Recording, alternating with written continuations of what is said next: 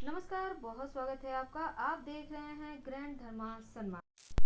हिंदू धर्म में अगर हम हिंदू पंचांग की माने तो ज्येष्ठ मास में कृष्ण पक्ष की एकादशी तिथि को अपरा एकादशी के रूप में मनाया जाता है और इस दिन भगवान श्री हरि विष्णु की विशेष आराधना की जाती है। हालांकि इस बार अपरा एकादशी 6 जून रविवार के दिन मनाई जाएगी। मान्यता है कि इस दिन पूरे विधि विधान से पूजा करने से श्री हरि की असीम कृपा मिलती है।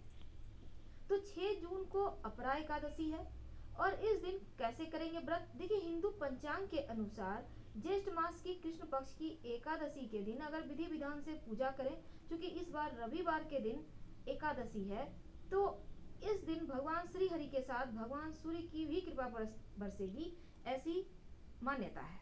क्या करेंगे, कैसे पूजा करें। सब सुबह सवेरे जल्दी उठकर सबसे पहले तो अपने घर के मुख्य दरवाजे पर पानी डाल दें। थोड़ा सा ही सही, गंगा जल सही, जो भी आपके पास है वही डाल दें।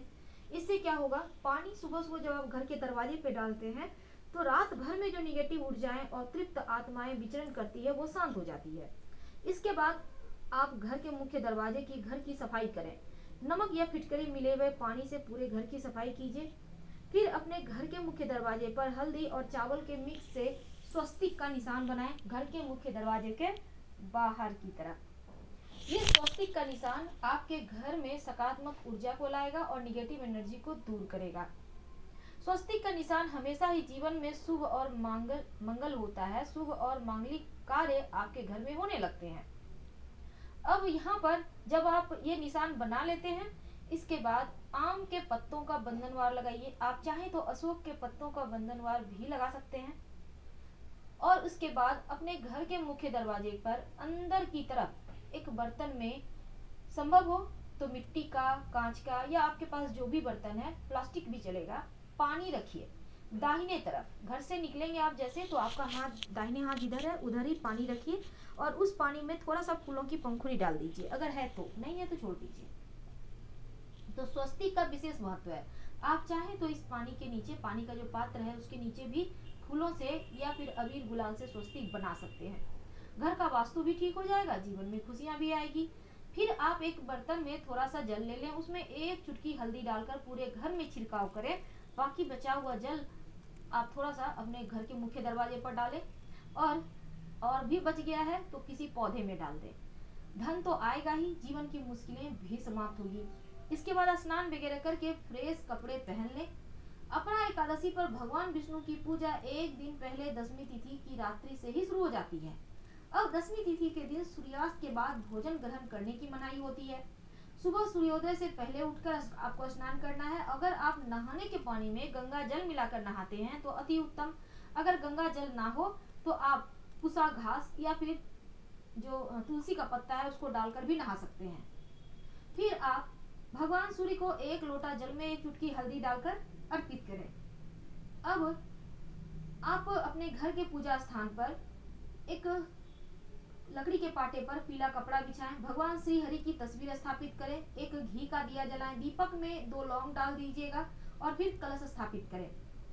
फिर जो कलश होगा, कलश में एक सुपारी और एक सिक्का डाल दीजिएगा और कलश के गले में मौली धागा बांध दीजिएगा। पंच पल्लव आम के रख दीजिए कलश में और उसके ऊपर आप चाहें तो केला, सेब या फिर नारियल रख दें। जो भी रखिएगा उसमें लाल धागा बांध के ही रखिएगा। अब भगवान विष्णु को पुष्प, फल, पान, सुपारी, नारियल, लौंग अर्पित करें और खुद भी पीले, अगर आपके पास आसन है तो उसी पर बैठ जाइए। अब अपने दाहिने हाथ में जल लेकर अपनी मनोकामना का मन में ध्यान कर, आपको जो भी चाहिए भगवान से, जो आपको प्रार्थना करनी है वो बोलिए। अब इस आप भगवान विष्णु से प्रार्थना कीजिए और पूरा दिन आपको निराहार रहकर शाम के समय अपरा एकादशी का व्रत कथा सुनना है और फलाहार ग्रहण करना है। शाम के समय भगवान विष्णु की प्रतिमा के सामने एक गाय के घी का दिया जलाइएगा। माना जाता है जो लोग एकादशी के दिन व्रत नहीं कर रहे हैं उन्हें इस दिन चावल तो बिल्कुल भी नहीं खाना चाहिए। संभव हो तो विष्णु सहस्त्र नाम का पाठ करें या फिर आप चाहें तो श्री हरि के जो गीता का 11वां अध्याय है उसका पाठ कर सकते हैं। इस दिन विशेष उपाय किए जाते हैं। रात में सोने के पहले, जैसे कि आप वैवाहिक जीवन में परेशानी है तो आप छोटा सा काम कीजिए। रात में सोने के पहले गुलाब की इत्र अगर आपके पास है तो अच्छी बात, नहीं तो चंदन थोड़ा सा घिस ले, अपनी कलाई में, दोनों कलाई में थोड़ा सा लगाइए गुलाब की इत्र, और जो चंदन अगर घिसेंगे तो अपनी हथेली के बीचों बीच लगाइए और रात में सो जाइए, आपका भाग्य प्रबल होगा।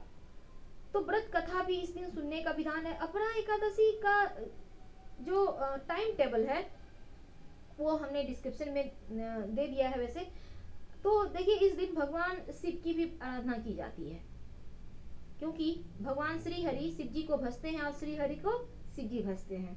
तो शिवलिंग पर एक लोटा जल में थोड़ा सा कुसा घास डालकर अर्पित कर दें तो आपका स्वास्थ्य बढ़िया रहता है, आपका सुख बढ़ता है, सौभाग्य बढ़ता है।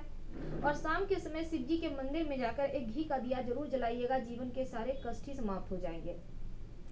अपरा एकादशी के दिन पौराणिक कथा एक आती है कि अनजाने में हुई गलतियों और पापों को नष्ट करने के लिए भगवान विष्णु की पूजा की जाती है, और इस दिन मनुष्य के जीवन में जो भी संकट हैं वो दूर हो जाते हैं। इस दिन व्रत रखने से मोक्ष की प्राप्ति होती है, और विष्णु यंत्र की भी आप पूजा कर सकते हैं। वैसे आप मनोवांछित फल की प्राप्ति के लिए इस दिन व्रत जरूर करें और अपनी गलतियों के लिए क्षमा जरूर मांगे, विधि विधान से पूजा कीजिए। ऐसा कहा जाता है 81 यानी 81 एकादशी का व्रत जो व्यक्ति लगातार कर लेता है, उनकी वाणी में वो सिद्धि आ जाती है कि वो जो बोलते हैं वो सच होने लगता है, लेकिन नियम के साथ करना होगा।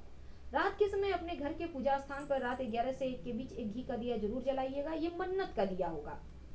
इस दीपक को जब जलाइएगा उसमें 2 लौंग डाल दीजिएगा, आपके जो भी मनोकामना है वो पूर्ण होंगे।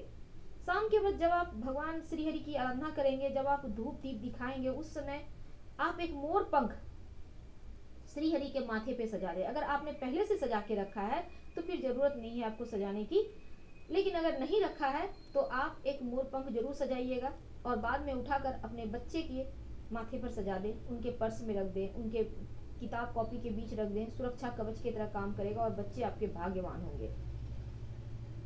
धार्मिक कथा के अनुसार महिध्वज नाम का एक धर्मात्मा राजा था। राजा का छोटा भाई वज्रध्वज बड़े भाई से द्वेष रखता था। एक दिन मौका पाकर उसने राजा की हत्या कर दी और जंगल में एक पीपल के पेड़ के नीचे सबको गाड़ दिया। अकाल मृत्यु के कारण राजा की आत्मा प्रेत बनकर पीपल के पेड़ पर रहने लगा और मार्ग से गुजरने वाले हर व्यक्ति को आत्मा परेशान करती थी।